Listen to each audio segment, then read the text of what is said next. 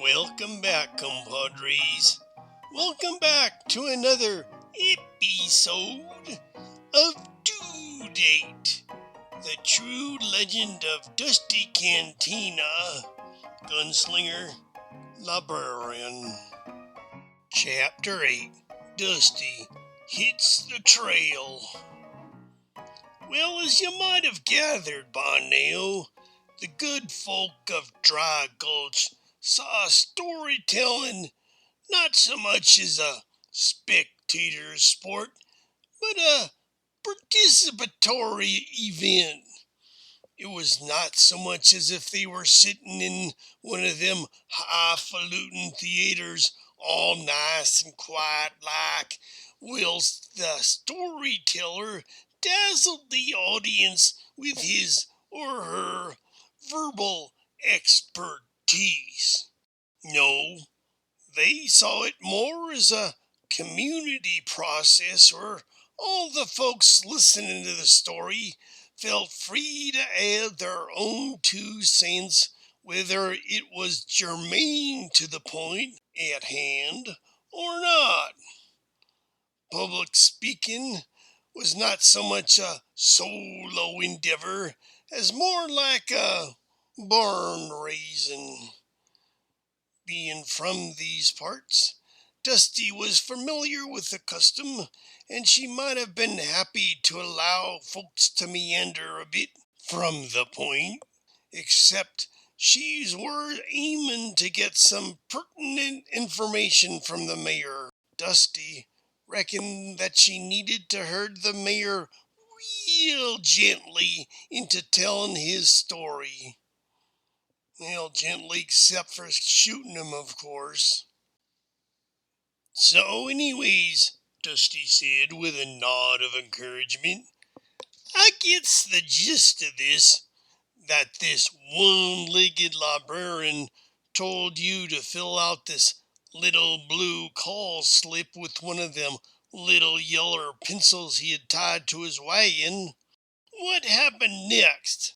Next, said the mayor, resuming his narrative, this feller made a big deal about being sure I wrote the Sioux Dock number right. He made me use this big red book to get at it. Made you use it or showed you how to use it? Medium Mama asked quickly. There's a world of difference between the two. Well, he didn't hold a gun to my head like some people. Mayor Percy allowed a bit of peevedness to get in his voice. Not a lot, mind you, considering Dusty was still armed and he weren't. But it were there if you're listening for it. Dusty got real quiet, and her hand over her pistol got real still. But, Mayor Percy hastened to add, judging it best to move the story along, that one-legged librarian showed me how to use the red book and explained the philosophy behind assigning Sioux Dock numbers. Sounds like a mighty fine bit of customer service, said Dusty, her hand and the rest of the saloon relaxing. Reminds me the way Pa would have done it. Her eyes narrowed as if she were doing a powerful amount of thinking. Say, said Honest Mike to Medium Mama, didn't your ma used to have one of them big red books to help her in classifying them government documents? She surely did, Medium Mama said with understandable pride. Ma always said that classifying government publications was the toughest thing a cataloger could do, especially once she got into those occasional publications. Now, what I could never figure out, said Lonesome Paco, as if this had long been a burr under his saddle, is why you got to make your main entry card from a corporate name field when you know darn well that corporation's gonna change names faster than a red-tailed hawk changing directions floating in the air. Heads shook round the room with a mutter of shared misery. Plumb crazy the way I sees it, said Three Teeth. There you have a nice run of statistical series, like stream flow in Platte County by year. I mean, all nice and geographical like one next to the other, year after year. And because the issuing agency is the Bureau of Water Management, you gots to file it under the B's for Bureau. Then some dang fools elect a new president or governor or some such, and they decide to call it the Department of Rivers Flowing Over Rocks or whatever have you. And the next year, the exact same document has to be filed under D's for department. Craziest system you ever did see. That always annoyed Ma, said Medium Mama. She'd have to pencil in scope notes and see also references in her red book. Ma hated the way it made the page look, even though she had the most legible handywriting you ever did see. Looking back, I reckon Ma was always more of a Markham and Parkham type of cataloger, Dusty recalled with a smile. Remember when Ma said, if only there were some way to look up her file records not dependent on physical location, or indeed needing a physical card, said Medium Mama. Then there wouldn't be no need for a main entry card, and you could have as many entry points as you wanted. Ma was always funny like that, said Dusty. I remember her and Pa sitting together on the front porch for hours at a time, talking about cataloging and watching the sun go down. My point is, Three Teeth said a bit louder as he felt the attention shifting away from him. Someone ought to go into that superintendent of document filler's office and tell him to stop messing around and changing what don't need no changing. You tell 'em, Three Teeth, said Seymour, his enthusiasm as strong as his level of intoxication, which was high. He sure ain't my superintendent of documents. Sure as Sam Hill, I ain't never voted for him. By the answering roar, it was clear that no one else in the room had voted for him either. Before a delegation could be assembled to go a-calling on the presumably hard-working bureaucrat to discuss the issue, Dusty rather leisurely pulled her pistol and added another hole to the ceiling. The room went quiet. Honest Mike observed, you know, you fellers don't always have to use my place to hash things out. Folks could tell that Dusty was eager to move the tale forward on account of the way she kept her pistol in her hand. So that's your whole story, Mayor? Yes, ma'am. By this point, the mayor seemed a mite embarrassed about the mess he was making on the saloon's soft pine floor. He was discreetly trying to wipe up his blood and other stuff with the bottom of his boot, like he was hoping no one would notice.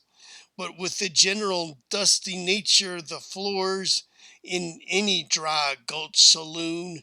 Best he could hope for was to make a muddy mess. Dusty, leastways, didn't call attention to it.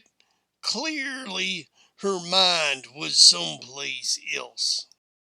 I reckon I'd better go find this one-legged librarian for winter sets in the high country and hear the rest of the story from him. I got me a suspicion this one-legged librarian is my pa. Medium Mama said, and we're coming with you. She took off the apron she wore. I hereby resign as social director of the Dry Gulch Saloon Literary Society and Drinking Club. Come along, boy. She grabbed the lariat kid and began to follow Dusty. But, Mama, protested Honest Mike, what about your career here? How are we going to know what book to read next? Asked Forgetting Henry. And who's going to set up the social calendar? Asked Lonesome Paco. And what not? Asked Handsome Dan. Now you men listen to me. Mama turned as if to give them a good piece of her mind. I have appreciated my time here as your social director, sure. But if my pa is out there, I'm not going to sit around here lollygagging with the likes of you. I thought he was killed in that house fire, but if there's a chance he's alive, I owe it to my boy here. She hugged the lariat kid to her side. To look for his grandpa. The men in the saloon suddenly found their boots interesting to look at. The only movement in the room was the tobacco smoke drifting up through them holes in the roof, and the sunlight dancing down through the dust. Maybe all that dust was why not a single eye in the place was dry at that moment. Honest Mike began to wipe another glass. We do appreciate what all you done for us, Medium Mama, he began. And I know I speak for us all when I say anytime you want to come back, there will be a place for you here. Mama said, ah, shoot, you big lugs. You don't need me to tell you who Consuela, the bandit queen of California, is gonna end up with.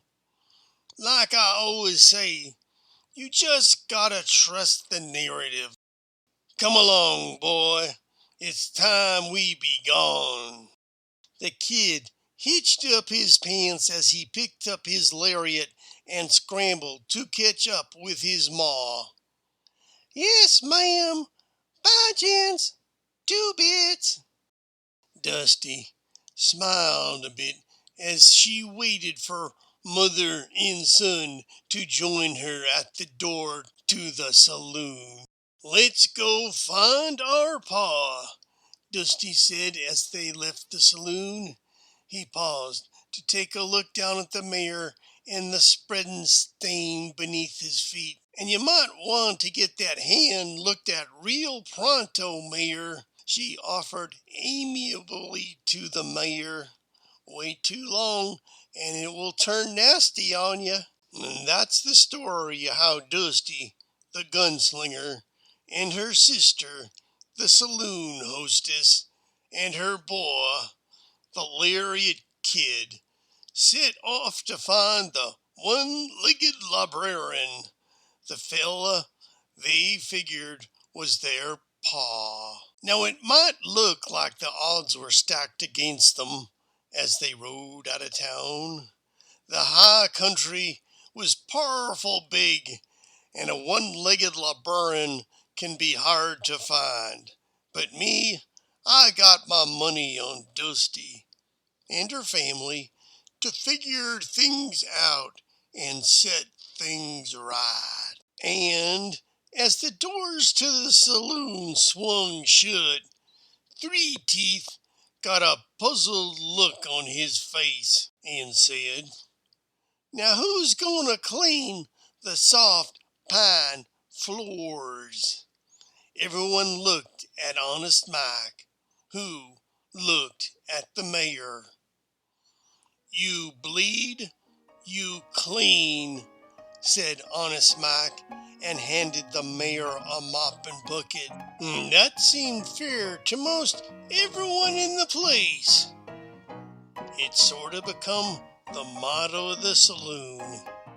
Well, that's it for this episode of Due Date, the true legend of Dusty Cantina, Gunslinger, Librarian. This episode was written by Dan McLaughlin and Margaret Elin Schmidt. Read by Dan McLaughlin and produced by the fine folk at Totally Honest Productions. Got something on your mind? Shoot us an email at djng@earthlink.net. That sort of concludes this particular chapter in the Tales of Dusty. Dusty gotta get back to the library and put them books in order. Any rate, we're heading for the trails and hope to see you again soon. Remember to like us where you heard us, and see ya at the library. Bye-bye.